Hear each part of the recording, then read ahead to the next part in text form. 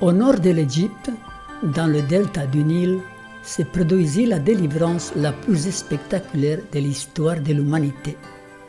Le peuple hébreu, après 400 ans d'esclavage, recouvra la liberté par la puissance de Yahvé. C'est ce que l'on appelle l'Exode. La chronologie biblique place cet événement autour des années 1446 avant Jésus-Christ. Et selon l'histoire, à cette époque, le pharaon Thoutmôsis III était le dirigeant du pays. Tout le monde a entendu le nom de Ramsès, Toutankhamon, Khéops. En revanche, Thoutmôsis III n'est pas très connu. Cependant, ce fut durant son règne que l'Égypte atteignit son apogée en tant qu'empire. Qui fut Thoutmôsis III? Fut-il le pharaon de l'Exode? Les pierres crient et nous racontent son histoire.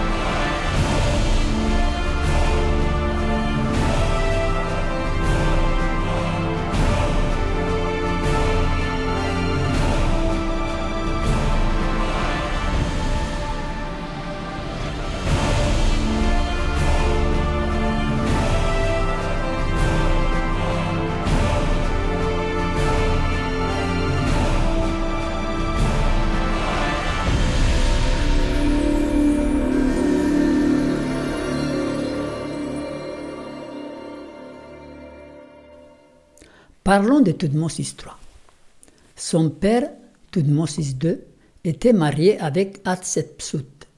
Celle-ci n'avait pas eu de descendance mâle et ce fut donc le fils d'une épouse secondaire du pharaon qui hérita du pouvoir, Thoutmôsis III. Thoutmôsis III fut appelé le pharaon bébé, puisqu'il fut couronné très jeune. Hatshepsut a dû être la co-régente du pays jusqu'à ce que l'enfant devienne capable de gouverner lui-même. Hatshepsut gouverna en son nom jusqu'au jour où, par un coup de force, elle se nomma pharaon. Dans la chapelle rouge du temple de Karnak, les deux noms sont gravés ensemble comme des noms royaux. Hatshepsut a gouverné le pays pendant 22 ans, tant que Thoutmôsis III continuait sa formation militaire. Elle gouvernait le pays et lui s'occupait de l'armée. Avec le temps, Thoutmôsis III développa un caractère très différent de celui de Hatshepsut. Confronté aux conflits et aux guerres, il devint un homme endurci et très ambitieux. Hatshepsut mourut de manière suspecte, ainsi que son appui, le vizir Senemmout. À ce moment-là, Thoutmôsis III commença à régner en solitaire. C'était un grand guerrier, et c'est alors que son règne va être mis à rude épreuve. Le pays de Syrie et Canaan se soulevèrent contre lui, dirigés par le roi de Kadesh avec l'appui du roi des Hittites.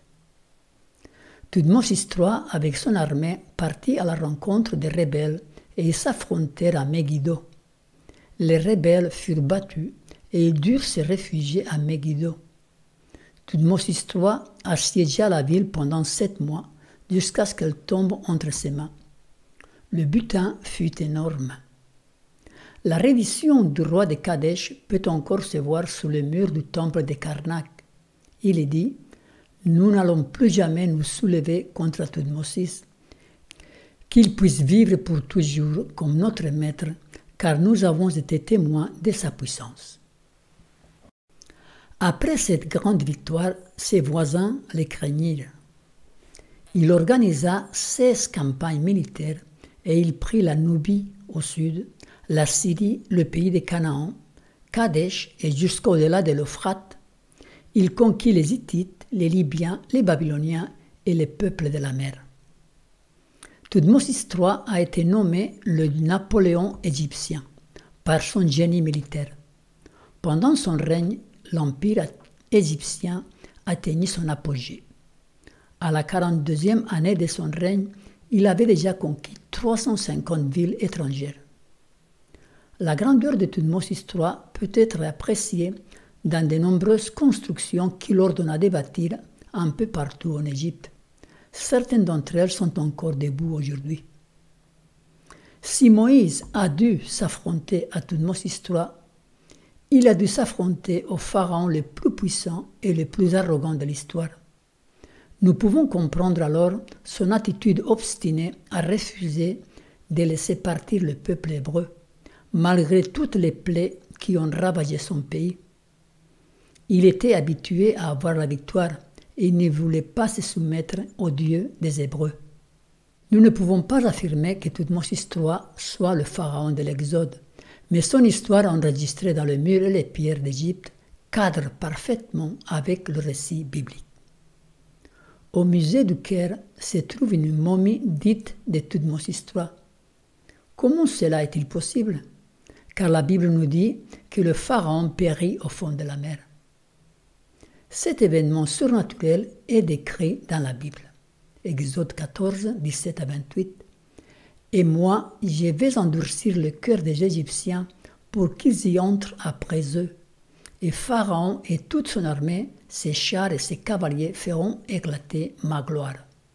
Et les Égyptiens sauront que je suis l'Éternel, quand Pharaon, ses chars et ses cavaliers auront fait éclater ma gloire. » L'Éternel dit à Moïse, « Étends ta main sur la mer, et les eaux reviendront sur les Égyptiens, sur leurs chars et sur leurs cavaliers. » Moïse étendit sa main sur la mer, et vers le matin, la mer reprit son impétuosité, et les Égyptiens s'enfuirent à son approche, mais l'Éternel précipita les Égyptiens au milieu de la mer.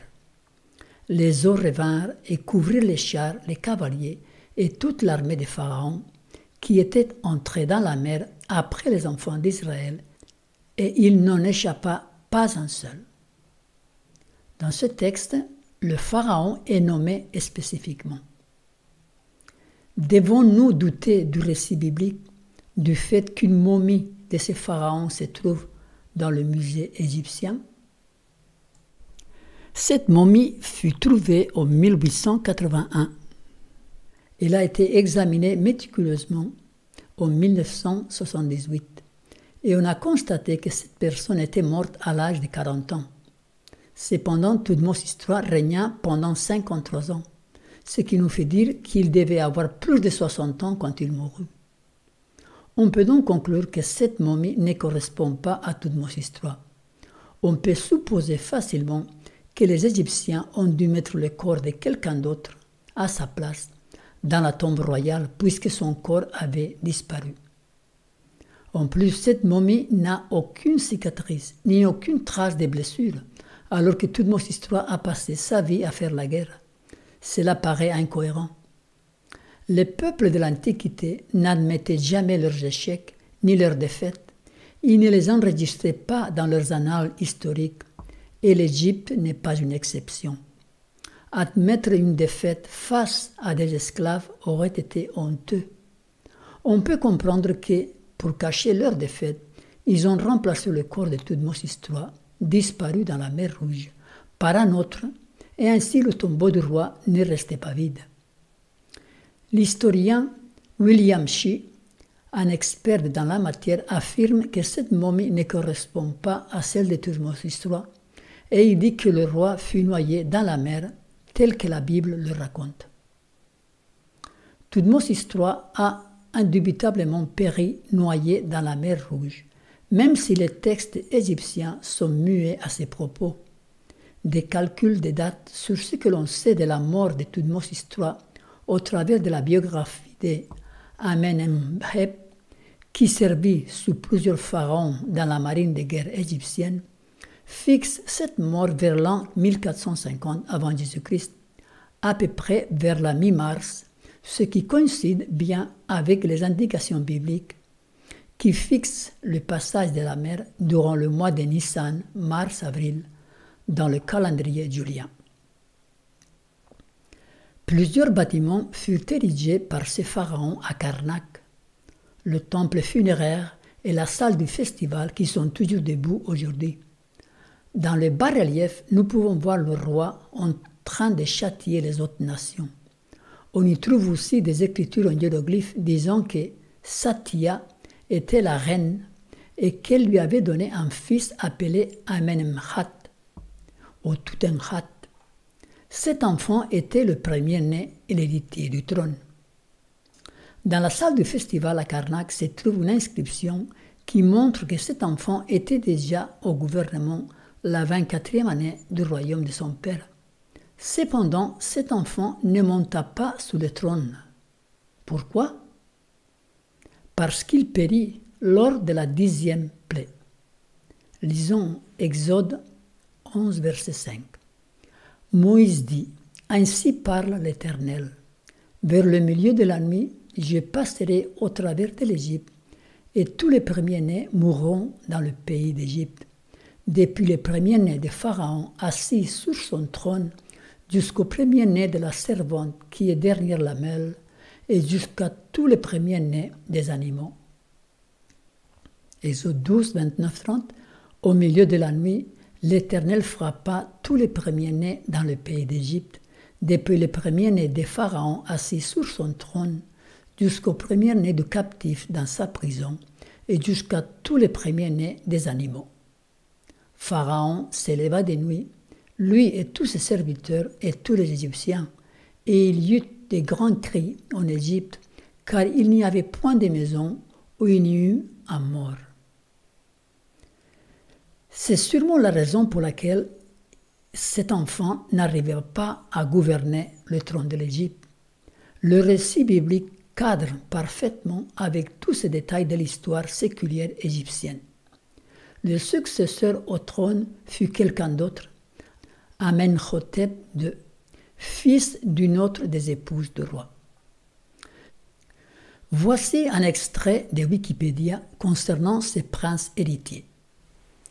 Amenemhat, littéralement Amon et Devant, est un prince, fils de Thutmosis III, de la 18e dynastie, dont la mère fut peut-être la grande épouse royale Satia, durant la première partie du règne. Le nom d'Amenemhat est mentionné dans une inscription du temple de Karnak datée de la 24e année du règne de Thutmosis III, ainsi que dans la tombe de son tuteur Min, mère de Tinis. On ne sait rien d'autre de ces princes, hormis qu'il précéda son père dans la mort, auquel succéda Amenhotep II, fils de la grande épouse royale Mérytré Hatshepsut. Il est dit d'Amenemhat qu'il précéda son père dans la mort.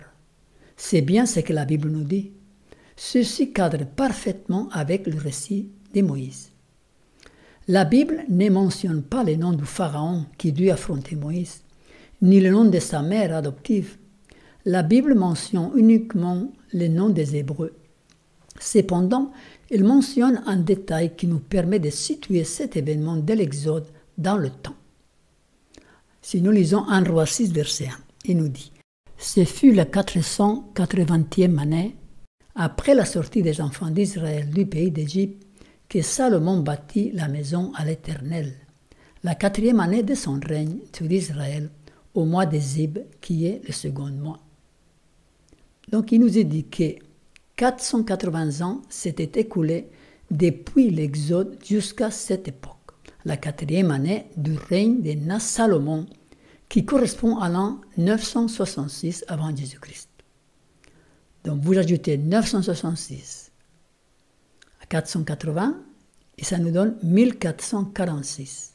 C'est la date approximative de l'Exode. Nous pouvons le vérifier avec un autre passage. Juge 11, 26. Voilà 300 ans qu'Israël habite à Heshbon et dans les villes de son ressort, à Aroer, et dans les villes de son ressort, et dans toutes les villes qui sont sur le bord de l'Arnon.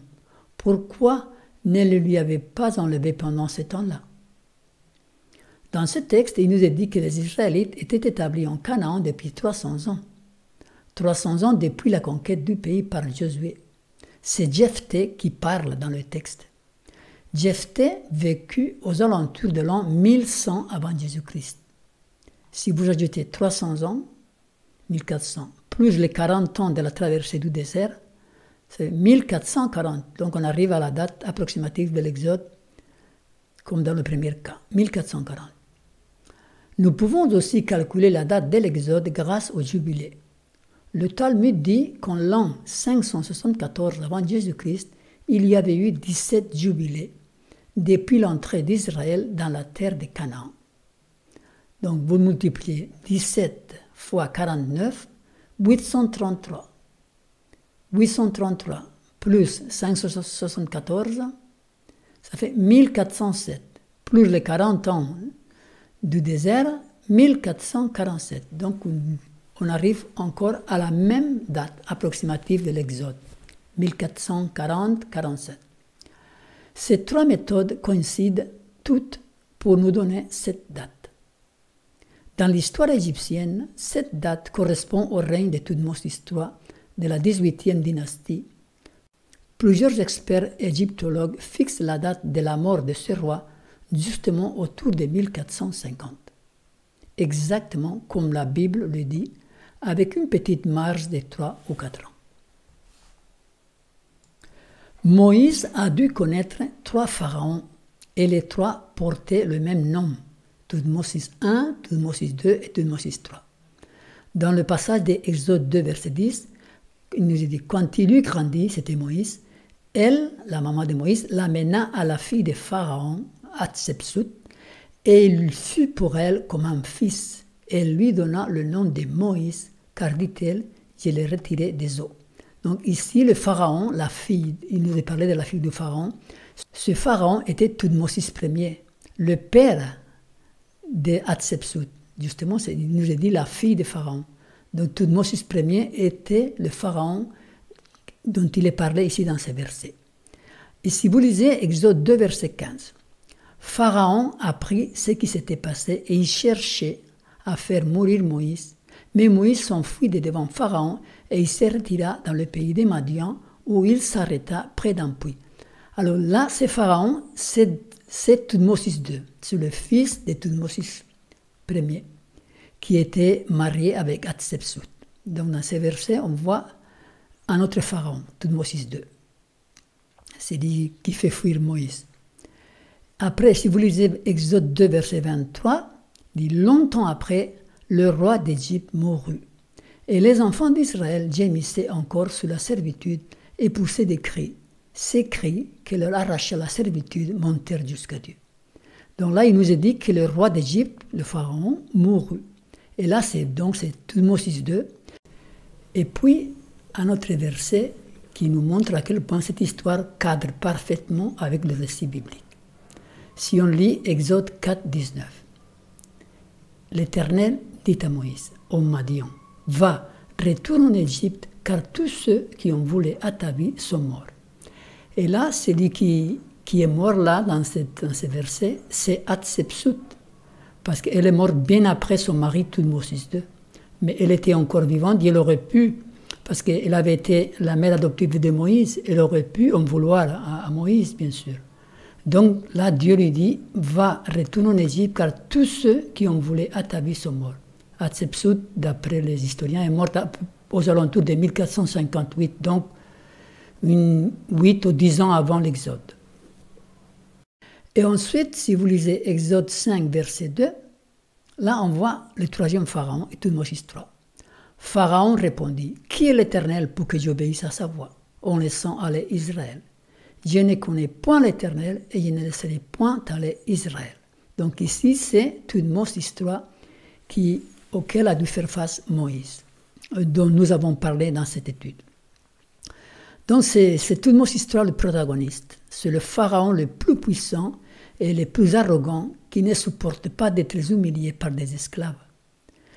Grâce aux découvertes archéologiques, nous pouvons voir comment cette histoire prouve le récit biblique.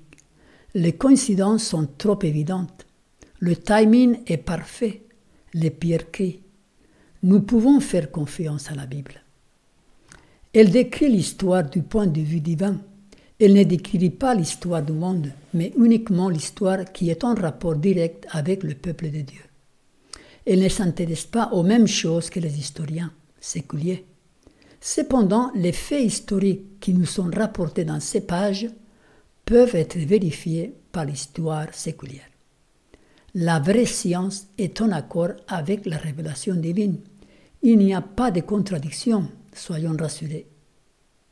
David nous dit « À toujours, ô Éternel, ta parole subsiste dans les cieux. De génération en génération, ta fidélité subsiste. » Amen.